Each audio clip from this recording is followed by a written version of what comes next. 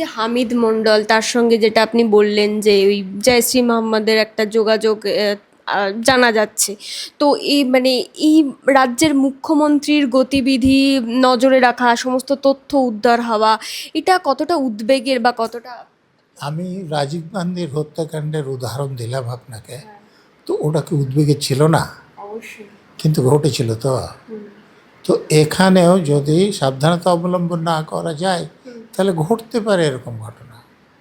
সেই আশঙ্কাও রয়েছে। হ্যাঁ, কনফিডেন্সটা বেশ লো দেখছি।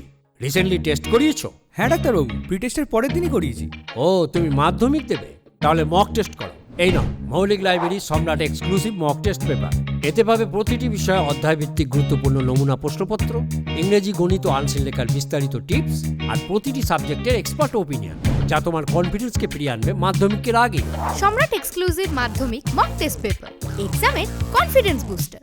স্যার, আমরা দেখলাম যে হামিদ মণ্ডল যে জঙ্গিকে কার্যত ধরা হয়েছে পশ্চিমবঙ্গ থেকে, এবং যে বিষয়টা দেখা যাচ্ছিল যে মুখ্যমন্ত্রী শুভেন্দু অধিকারীর গতি প্রকৃতির সমস্ত তথ্য তার কাছে পাওয়া গেছে, কি বলবেন যে এরা মানে কিভাবে এলো বা এই গোটা বিষয়টা কিভাবে দেখছেন?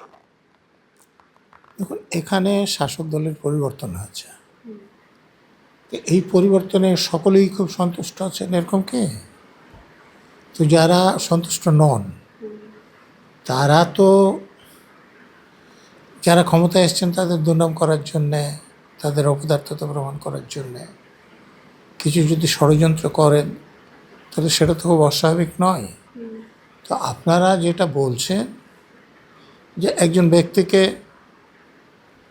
গ্রেপ্তার করেছে পুলিশ, তার বিরুদ্ধে অভিযোগ যে আমাদের দেশের বাইরে কোনো জঙ্গি সংগঠনের সঙ্গে তার যোগাযোগ আছে এবং তাদের হয়ে তিনি কাজ করছেন, এবং সে কাজের অংশ যেটা বলছেন যে তিনি ইতিমধ্যে করেছেন যে রাজ্যের মুখ্যমন্ত্রীর গতিবিধির উপর খবর তিনি সংগ্রহ করেছেন। আর কিছু শোনা যাচ্ছে যে দিল্লিতে যেখানে আন্দোলন হচ্ছিল সেখানে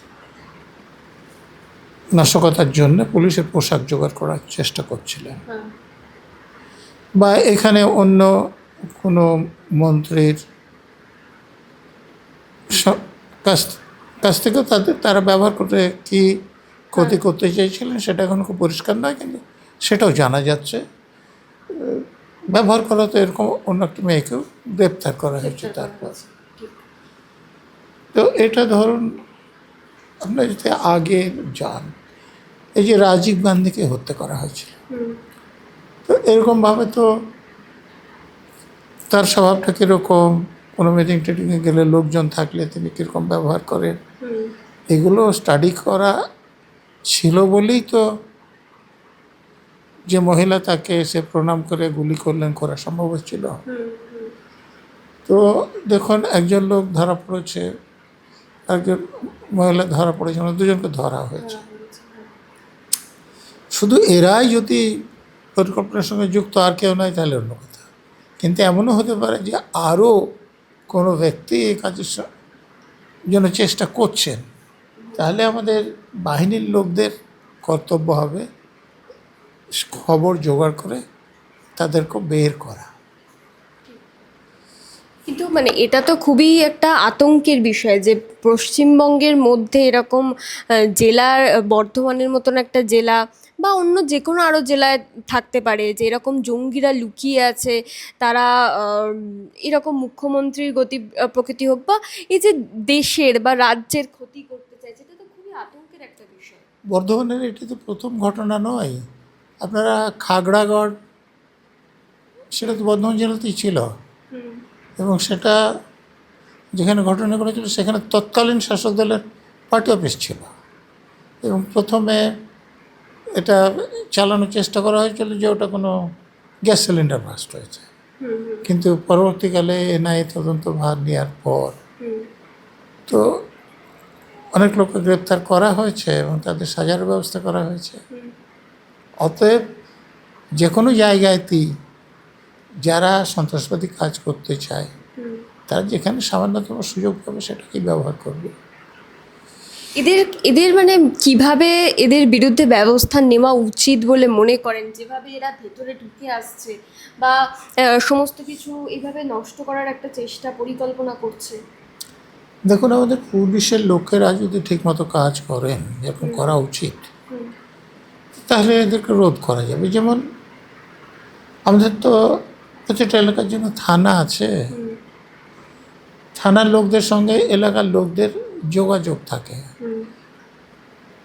তারা লোকদের কাছ থেকে খবর পেয়ে যান।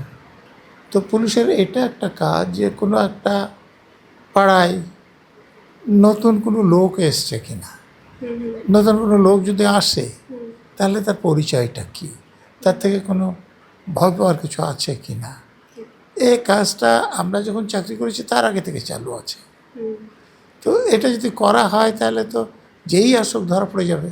এটা কি করা হচ্ছে না এখন ঠিক করে? দেখুন, আপনি তো আমাকে যে প্রশ্ন করলেন, আমি আপনাকে আর একটা প্রশ্ন করছি। ধরুন আমাদের যাকে পাসপোর্ট দেওয়া হয়, সেই পাসপোর্ট দেওয়ার আগে তো পুলিশের থেকে ভেরিফিকেশন করা হয়। তো তাহলে ভুল লোকের তো পাসপোর্ট পাওয়ার কথা নয়, কিন্তু পায় নাকি? আপনি উত্তরটা বোঝার চেষ্টা করুন, তাহলে উত্তর পেয়ে যাবেন। আধার কার্ড দেওয়া হয়, ভুল লোকে আধার কার্ড পায় নাকি? ভোটার আইডি কার্ড ভুল লোকে পায় নাকি? আপনি এই যে আগের যারা শাসক দল ছিলেন তাদের বারাসাতে একটা মিটিংয়ে আমি তো টিভি চ্যানেলে পরিষ্কার শুনেছি যে যাদের দরকার যোগাযোগ করুন, তাদের কাগজপত্র তৈরি করে দেওয়া হবে। তো একটা লোক তার কাগজপত্র পাওয়া উচিত না, তার কাগজপত্র তৈরি করে দেওয়া হচ্ছে, তার মানে কি সেখানে অসৎ উপায় কিছু অবলম্বন করা হচ্ছে? তো এই যে আমাদের পুলিশে যারা কাজ করে তারা তো আকাশ থেকে আসে না, পাতাল থেকে আসে না, আমাদের মতো লোক কাজ করে। তো আমাদের বাবা মা যদি আমাকে অসৎ হিসেবে মানুষ করে, তাহলে তো সে ইঞ্জিনিয়ার হলেও অসৎ হবে, ডাক্তার হলেও অসৎ হবে, পুলিশ হলেও অসৎ হবে। তো পুলিশ যদি অসৎ হয়, সাধারণত এইসব কাজ যারা করে দেখবেন যে খোঁজ নিয়ে, আমি তো আমার অভিজ্ঞতা হচ্ছে যারা অপরাধী আছে তারা সব জায়গায় বাড়ি ভাড়া পায় কেন? আমি বাড়ি ভাড়া খোঁজ করতে যাই, কে দেবে না বাড়ি ভাড়া? 100টা প্রশ্ন করবে, কিন্তু এরা এত বেশি ভাড়া দিয়ে দেয় যে ওসব প্রশ্ন ভুলে যায়। আর বড় বড় ফ্ল্যাটেও থাকতে দেখি, যখনই এদেরকে ধরা হয় দেখা যায় যে কোনো দেখুন, যেখানে সাধারণত সন্দেহ হবে না সেখানে তো থাকবে, কারণ এদের টাকার অভাব নাই। যেমন আমি ধরছি আমি যখন কলকাতা পুলিশের ডিসিডিডি ছিলাম, তো ওখানে যে একটা ডাকাত দল ছিল, তো তাদেরকে আমরা অনেকদিন ধরতে পারছিলাম না। সেটার কারণ ছিল যে ওরা দিন সাথে একটু বেশি কোনো বাড়িতে থাকতো না, 7 দিন পরে ওই বাড়িটা ছেড়ে দিয়ে অন্য জায়গায় বাড়ি ভাড়া করে নিত। আর তাড়াতাড়ি পেত কী করে? ওদেরকে ধরে যখন জিজ্ঞাসা করলাম যে সাধারণ ভাড়া হয়তো তখন 5,000, ও দিয়ে দিল 25,000 টাকা। তো যে বাড়ি ভাড়া দেবে সে তো ভাবছে যে আমি এ সুযোগ আর পাবো না, অত সুযোগটা কাজে লাগায়, আর ওরাও এটাকে কাজে লাগায়। এবং এই যে হামিদ মণ্ডল, তার সঙ্গে যেটা আপনি বললেন যে ওই জয়শ্রী মোহাম্মদের একটা যোগাযোগ জানা যাচ্ছে, তো এই রাজ্যের মুখ্যমন্ত্রীর গতিবিধি নজরে রাখা, সমস্ত তথ্য উদ্ধার হওয়া, এটা কতটা উদ্বেগের বা কতটা? আমি রাজীব গান্ধীর হত্যাকাণ্ডের উদাহরণ দিলাম আপনাকে, তো ওটা কি উদ্বেগের ছিল না? অবশ্যই। কিন্তু ঘটেছিল তো। তো এখানেও যদি সাবধানতা অবলম্বন না করা যায় তাহলে ঘটতে পারে এরকম ঘটনা। সেই আশঙ্কাও রয়েছে। হ্যাঁ, আপনি যাকে একটা কাজের জন্য লাগিয়েছেন, আমি যেন উদাহরণ দিলাম পুলিশের লোকে, আপনি বললেন যে তাহলে কি কাজ করছে না? আমি বললাম কাজ উল্টো দিকে বেশি করেও করতে পারে। সঠিক লোকের অভাব রয়েছে যারা এই সততা। আজকে আধার কার্ড কেন ভুল লোক পায়? অসততার জন্যে। পাসপোর্ট ভুল লোক কেন পায়? অসততার জন্য। আপনি তো দেখলেন যে তদন্ত করতে গিয়ে যিনি পাসপোর্ট ভেরিফিকেশন করতে গেল সেই সাব ইন্সপেক্টরকে গ্রেপ্তার করতে হয়েছে। তো এরকম লোক তো আছে আমাদের মধ্যে। তো মুশকিল হচ্ছে আবার এই লোকদেরকে শাসক দলের লোকেরা বেশি পছন্দ করে, কারণ এরা আপনি যা বলবেন তাই করে দেবে শাসক দলের লোক। সেই কারণে তাদের বিরুদ্ধে যথাযথ ব্যবস্থাও তো নেওয়া হয় না। আমি আপনাকে একটা উদাহরণ দিচ্ছি কেন নেওয়া হয় না। মমতা ব্যানার্জি যখন ক্ষমতায় আসেননি, এখনকার উদাহরণ দিলে আপনার বুঝতে অসুবিধা হবে, তখন এই বেদি ভবনে একটা আন্দোলন হয়েছিল, তাতে মমতা ব্যানার্জিকে গুলি করা হয়েছে, মারা গেছে, এরকম অজুহাত গুজব তো ছড়ানো হয়েছিল।